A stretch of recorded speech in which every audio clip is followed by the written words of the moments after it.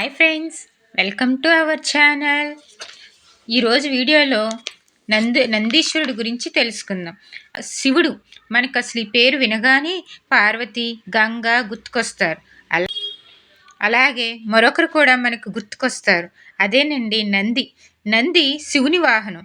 శివుడు ఎటు వెళ్ళినా నందిని కూడా తీసుకుని వెళ్తాడు. ఇది మనందరికీ తెలిసిన విషయమే. అయితే అసలు నందికి కైలాసంలో శివునితో పాటు ఉంటూ శివునికి వాహనంలా మారే అదృష్టం ఎలా వచ్చింది? అసలు శివుడు నందికి వరాలు ఏమిచ్చారో తెలియాలంటే ఈ కథ తెలుసుకోవాల్సిందే. పూర్వకాలంలో సాలంకాయనుడు అని ఒక మహర్షి ఉండేవాడు. అతని కుమారుడి పేరు శిలాదుడు. శిలాదుడికి సంతానం లేదు. సంతానం కోసం అతని చెయ్యని వ్రతం లేదు, స్నానం చెయ్యని తీర్థము లేదు. అయినా ప్రయోజనం లేకుండా పోయింది. చివరికి శిలాదుడు హిమాలయ పర్వతాలకు వెళ్ళి ఘోరమైన తపస్సు చేయడం మొదలుపెట్టాడు. అప్పుడు చాలా కాలం గడిచింది. శిలాదుడు పట్టు వీడలేదు. అతని చుట్టూ పుట్టలు పెట్టాయి. ఎట్టకేలకు అతని తపస్సుకు మెచ్చి శంకరుడు ప్రత్యక్షమే ఏం వరం కావాలో కోరుకోమన్నాడు. అప్పుడు శిలాదుడు శంకరుడికి నమస్కరించి, దేవదేవా, అనాథరక్షక, నాకు సంతానం లేదు. నా వంశము నిలపటానికి నాకు ఒక కుమారుణ్ణి ప్రసాదించు అని అతన్ని వేడుకున్నాడు. అతను వేదాంగుడు అవ్వాలి, విద్వాంసుడు, సకల శాస్త్రజ్ఞుడు, గుణసంపన్నుడు, గొప్ప శివభక్తుడు, దీర్ఘాయుషుడై ఉండాలి అని అన్నాడు. శిలాదుని ప్రార్థన విని ఈశ్వరుడు, నువ్వు కోరుకున్న కుమారుడు లభిస్తాడు, కానీ అతడు అల్పాయుష్కుడు అవుతాడు అన్నాడు. శిలాదుడు ఆశ్రమానికి తిరిగి వచ్చాడు. ఎంత కాలమైనా సంతానం కలగలేదు. ఇక లాభం లేదు అనుకుని సంతానం కోసం యాగం చెయ్యాలి అని సంకల్పించి యజ్ఞగుండాన్ని తవ్వుతున్నాడు. విచిత్రంగా అందులో ఒక బాలుడు కనిపించాడు. చూడచక్కని రూపురేఖలు, అందచందాలు, శరీర సౌష్ఠము కలిగి ముద్దులు మూటగడుతున్న బాలుణ్ణి ఇంటికి తెచ్చి పెంచుకోవడం మొదలుపెట్టాడు శిలాదుడు. ఋషి దంపతులు ఆ బాలుణ్ణి అల్లారు ముద్దుగా పెంచుతున్నారు. ఒక రోజున అతడికి నామకరణం చేద్దాము అని అనుకున్నారు. అప్పుడు ఆ శరీరవాణి, ఋషివర్య, ఈ బాలుడు మీకే కాదు, ఆ ఆది దంపతులైన పార్వతీ పరమేశ్వరులకు కూడా ఆనందం కలుగచేస్తాడు. కాబట్టి ఇతడికి నందుడు అని పేరు పెట్టండి అని చెప్పింది. ఆకాశవాణి చెప్పిన ప్రకారం బాలుడికి నందుడు అని పేరు పెట్టారు. 8వ ఏట ఉపనయనం చేశారు. విద్యాభ్యాసం కొరకు గురుకులానికి పంపారు. బాలుడు ఏకసంధ్యాగ్రహి కావటంతో కొద్ది కాలంలోనే సమస్త విద్యలు నేర్చుకున్నాడు.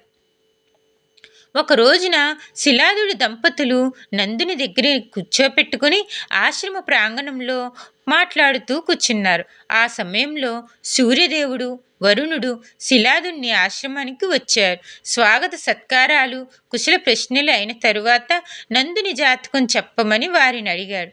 బాలుడు మంచి విద్వాంసుడు, గొప్ప భక్తుడు, గుణసంపన్నుడు, కానీ ఆయుష్ మాత్రం అతనికి లేదు అని చెప్పారు వాళ్ళు. ఆ మాట విన్న శిలాదుని దంపతులు చింతించడం ప్రారంభించారు. కుమారుడు వారి వద్దకు వెళ్ళి, తండ్రి, మీ విచారానికి కారణం ఏమిటి అన్నాడు. అప్పుడు నందుడు, తల్లిదండ్రులతో అష్టైశ్వర్యములు, నవనిధులు, సమస్త విద్యలు ఉన్నప్పటికీ శివుని అనుగ్రహం దొరకదు. కానీ శివుని అనుగ్రహం ఉంటే అవన్నీ వస్తాయి. కాబట్టి నన్ను ఆశీర్వదించి పంపండి, శివుని అనుగ్రహం సంపాదిస్తాను అన్నాడు. తల్లిదండ్రుల ఆశీర్వాదం తీసుకుని నందుడు తపోవనానికి వెళ్ళాడు. కేదారం వెళ్ళి అక్కడ తపస్సు ప్రారంభించాడు. నందుడి తపస్సుకు మెచ్చి శివుడు ప్రత్యక్షమై, నీకేం వరం కావాలో కోరుకోమన్నాడు. దానికి నందుడు, ప్రభు, నీ దర్శన భాగ్యం కలిగిన తరువాత ఇంకా నాకు కావాల్సింది ఏముంటుంది?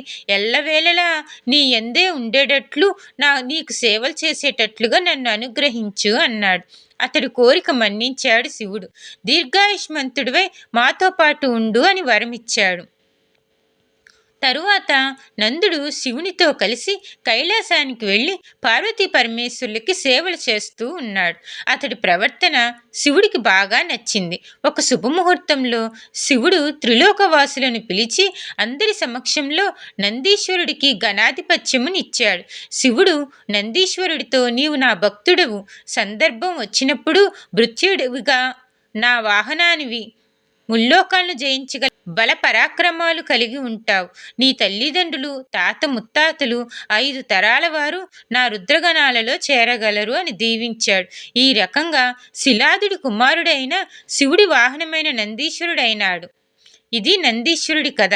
ఈ కథ మీకు నచ్చినట్లయితే మా ఛానల్ని లైక్ చేసి సబ్స్క్రైబ్ చేసుకోండి. Thank you friends.